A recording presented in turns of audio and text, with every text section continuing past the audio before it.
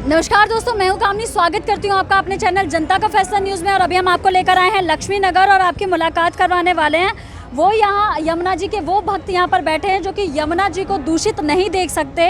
यहाँ पर shadow cabinet के हमारे साथ में मणिकेश चतुर्वेदी जी जुड़ चुके हैं। सर्वप्रथम मैं आपका स्वागत करती हूँ अपने चैनल जनता का फैसला न्यूज़ में। जिस प्रकार से हमारा जो यमुना है जो दूषित हो रहा है लगातार, जिसके लिए आपने 11 दिवसीय महामृत्युंजय यज्ञ आहुति का कार्यक्रम यहाँ रखा है, उसके विषय में क्या कहना चाहेंगे?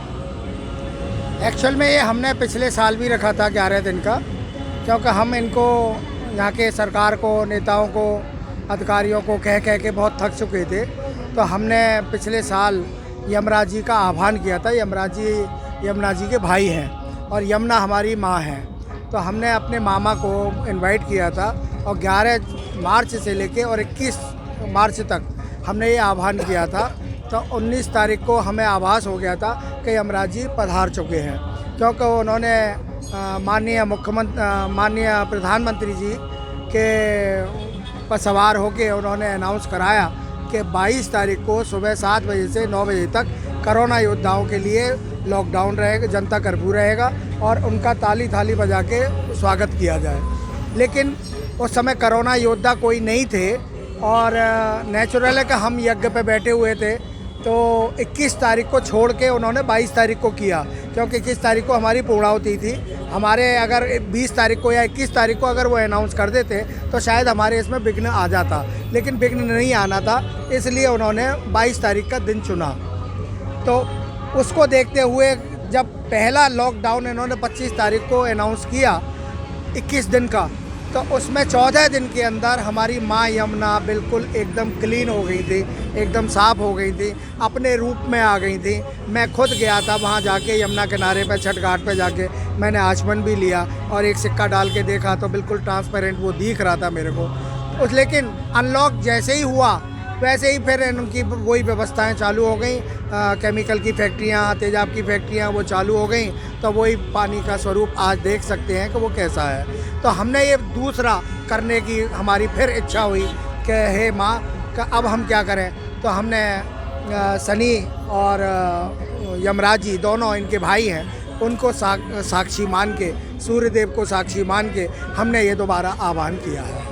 अच्छा, अब आपकी सरकार से क्या मांगे हैं? सरकार से मांग ये है कि वो ईमानदारी से काम करे और जो उनके अधिकारी हैं, जब नेता भ्रष्ट होते हैं तो नेता भी, अधिकारी भी भ्रष्ट हो जाते हैं। ये एक मकड़ जाल है। मकड़ जाल ऐसा है कि नेता नेता का होता है, अधिकारी अधिकारी का होता है, कर्मचारी कर्मचारी का होता है। ये जब तीनों फंस जाते हैं तो धर्माधिकारी आता है। मणिकेश जी, मैं ये कहना चाहती हूँ आपसे, परमानेंट तो लॉकडाउन नहीं रखा जा सकता ना, तो क्या साधन है कि किस प्रकार से यमुना जी मैं पिछले 6 महीने से, पिछले अगस्त से सितंबर से मैं बराबर एनजीटी की जो मॉनिटरिंग, यमुना में मॉनिटरिंग कमेटी बनाई है, उससे डीपीसीसी से, सीपीसीबी से और एमसीडी से, इनसे मैं एक गुहार कर रहा हूँ, बराबर राइटिंग में दे रहा हूँ, कितनी मेल और मैसेज और कितने लेटर में डाल चुका हूँ कि मुझे एक एनओसी दे दें कि मैं अपने वॉलंटियर के द्वारा और वहाँ पे एक सर्वे कराऊँ कि कितनी केमिकल की फैक्ट्रियाँ ऐसी हैं जो प्यूरीफाई पानी करने का कोई इंतज़ाम नहीं रखती हैं। उनकी मैं पहचान करके सरकार को बताना चाहता हूँ, लेकिन वो इस काम में मेरा सहयोग नहीं कर रहे हैं जरा भी। यमुना जी को साफ रखना क्यों आवश्यक है? यमुना जी की जो हमारी जो मानता है, और आपने देखा होगा कि सरकार ने भी कहीं ना कहीं इनको जीवंत माना है। और जब जीवंत किसी को माना जाता है तो नेचुरल है कि उसके अंदर प्राण है। तो प्राण है तो वो हमारी माँ है। तो यमुना और गंगा जो जीवंत हैं, जो हमारी माँ के रूप में हमारे भारतीय संस्कृति में पूजी जाती हैं, उनको अगर हम स्वस्थ नहीं रख पा रहे, हमारे भारत में 70% पानी है और 70% पानी को अगर हम फिर भी बिसलरी का पानी पिए, हम तो ये कहते हैं कि अगर गंगा, जमुना और जो सहायक नदियां हैं अगर वो स्वच्छ रहती तो शायद बिसलरी लाने का यहाँ पे कोई तुक नहीं बनता, बिसलरी नहीं पिया जाता। क्योंकि अब हमारे शहर में तो बिसलरी पैसे वाले पी लेते हैं, लेकिन गांव में, शहरों के बीच में गांव बसे हुए हैं, गांव में जो नहर जाती हैं, नदियां जाती हैं, उनके जो पानी दूषित हो गए हैं तो उनके स्रोत खराब हो गए हैं। शायद आयुष्मान भारत लाने की भी कोई योजना नहीं लानी थी इनको। अगर ये नदी और पानी के स्रोत हमारे अगर ठीक रहते मणिकेश जी, पिछले कई वर्षों से लगातार जो है आप इस मिशन पर काम कर रहे हैं और अभी उस प्रकार से सफलता नहीं मिल पा रही है।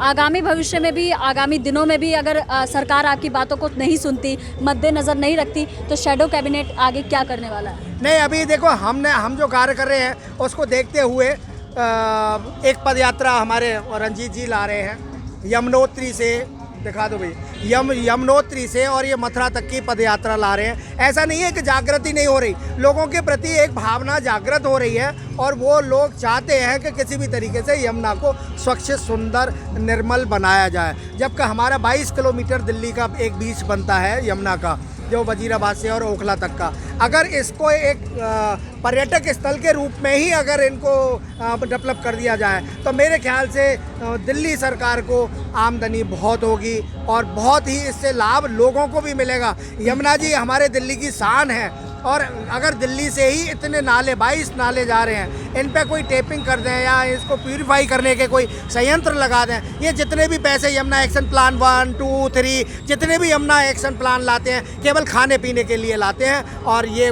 वहीं पे समाप्त कर देते हैं। तो देखा आपने, ये थे हमारे साथ मणिकेश चतुर्वेदी जी, जिन्होंने स्पष्ट तौर पर कहा कि हमारी आन बान और शान और हमारी सभ्यता संस्कृति की परिचायक यमुना नदी को जो है स्वच्छ रखना कितना आवश्यक है। इन्होंने कई आर्थिक चीज़ों को भी बढ़ावा देते हुए दिल्ली सरकार से अपील की है कि आपको आमदनी भी मिलेगी अगर आप इस प्रोजेक्ट को सुनते हो, और साथ ही साथ इन्होंने जनता से भी आह्वान किया है कि इस मिशन में वो उनका साथ दें। एक और हमारे साथ शख्सियत जुड़ चुके हैं। सर्वप्रथम मैं आपका स्वागत करती हूँ अपने चैनल जनता का फैसला न्यूज़ में। सर्वप्रथम आप अपना परिचय दे दें। मेरा नाम मनोज सुराजी है, मैं यज्ञ के अभी संचालक की भूमिका में हूँ। बैक टू बैक प्रोग्राम्स लगे हुए हैं हमारे, यज्ञ के बाद भी प्रोग्राम है, 3 अप्रैल को हमारा प्रोग्राम है, उसके बाद एक हमारी यात्रा है जो दिल्ली में रहेगी, यमुना सौंदर्यीकरण यात्रा, और उसके बाद हमारी एक पद यात्रा भी है जो यमुनोत्री से लेके आपके ये मथुरा तक जाएगी। ये सब प्रोग्राम्स हम इसलिए कर रहे हैं कि पब्लिक में अवेयरनेस आए, पब्लिक जाने। जल ही जीवन है। पृथ्वी पर जब पहला जीव का आगमन हुआ तो वो जल में ही आया था, एक कोसीय जीव था, एक कोशिकीय जीव जो जल में आया था। तो जल के अंदर एक इकोसिस्टम होता है, यमुना के आसपास एक पर्यावरण का सिस्टम होता है जिसमें बहुत सारे सैकड़ों क्या करोड़ों जीव, हजारों जीव रहते हैं, मछलियाँ, माइक्रोब्स, आपको चिड़िया, हर तरह के जीव रहते हैं। वो जीव के इकोसिस्टम को हमने पूरी तरह से तहस नहस कर दिया मानव ने। मानव को बुद्धि दी गई है, मानव को इसलिए दी गई है कि वो प्रकृति को संतुलित करे, प्रकृति को बचाव करे, प्रकृति की रक्षा करे, प्रकृति का साथ दे, ना कि प्रकृति को नष्ट करे। करोड़ों रुपए, हजारों करोड़ रुपए सरकारों आवंटित करती हैं यमुना के लिए। सारे पैसे का हिसाब पता नहीं कहाँ चला जाता है। ऐसी चीज़ों में पैसा खर्च किया जाता है जिसकी कोई आवश्यकता नहीं है। यमुना 2 तरीके से शुद्ध हो सकती है। सबसे पहला तो किसी भी नदी के अंदर जल प्रवाह होना बहुत ज़रूरी है। अगर उसके अंदर पानी ही नहीं होगा तो नदी बेकार है, नदी रहेगी ही नहीं, क्योंकि अगर पानी नहीं है तो नदी नहीं है। तो यमुना पे जो बांध बनाए जाते हैं, जैसे अभी जल प्रलय आ गई थी उत्तराखंड में, जब गंगा ने अपना रौद्र रूप दिखाया था और एक पूरा का पूरा जो प्लांट था वो तबाह हो गया था। इसलिए कि पानी को रोको, बांध बनाओ, लेकिन उसका संतुलन बहुत ज़रूरी है। यमुना का जो हथनी कुंड बैराज पे इतनी ज़्यादा मात्रा में पानी रोक लिया जाता है और उसका इतना ज़्यादा उपभोग कर लिया जाता है। उपयोग करना दूसरी बात है, उपभोग करना बहुत गलत है। तो इतना ज़्यादा उपभोग कर लिया जाता है कि यमुना के अंदर पानी बचता ही नहीं। जो पानी बचता है उसके अंदर जितना वेस्टेज है दिल्ली का, दिल्ली 2-3 करोड़ लोगों का शहर है, एनसीआर में 5 से 7 करोड़ आबादी रहती है, सबका सब सीवेज लिया और यमुना में डाल दिया। कुछ ना कोई पॉलिसी है, ना कोई तरीका है।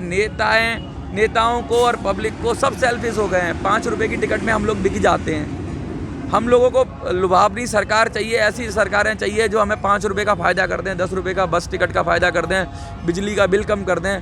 चाहे हम 25 रुपए की बिस्लेरी खरीद के पिएँ, चाहे हम 50 रुपए की बिस्लेरी की कैन मंगाएं, चाहे हम प्यूरीफायर लगाएं, लोग नहीं समझते हैं। लोग बड़े ही अपनी जो सेल्फिशनेस है उसमें इतने अंधे हो जाते हैं कि उनको पता नहीं है कि पानी फ्री जो दिया है प्रकृति ने हमें, हम उसको ही नष्ट कर रहे हैं। और हम 5 रुपये 10 रुपये के लिए सरकारों को वोट कर देते हैं। सरकारें वादा कर देती हैं 5 साल में यमुना साफ कर देंगे, 10 साल में।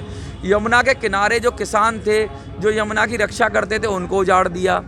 दिल्ली सरकार बात करती है या केंद्र सरकार बात करती है किसानों की, किसानों का मुद्दा उठाते हैं, लेकिन यमुना खादर के किसानों को, जो बेचारे यमुना के पास, उनको एक तरह से इन्होंने शैतान साबित कर दिया।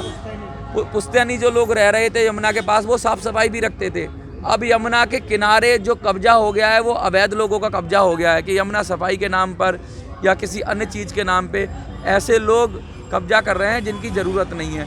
दूसरी बात हम ये कहना चाहते हैं कि यमुना के अंदर सीवेज ट्रीटमेंट प्लांट आसपास लगने चाहिए, यमुना को साफ़ किया जाना चाहिए 20 किलोमीटर के स्ट्रेच के अंदर। यही हमारी कामना है, इसीलिए ये यज्ञ है, इसीलिए सारे प्रोग्राम है। अगर आपको अच्छा लगे तो इनके चैनल को सब्सक्राइब करें, शेयर करें, बढ़ाएं।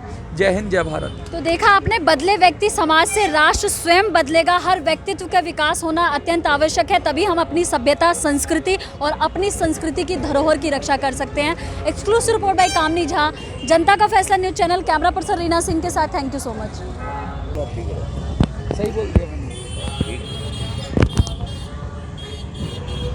काट काट के ले रहे हो तो उसमें वो डाल दियो, स्वाह हो जाएगा वो। शॉट ले रहा हूँ तो शेयर कर दो मुझे।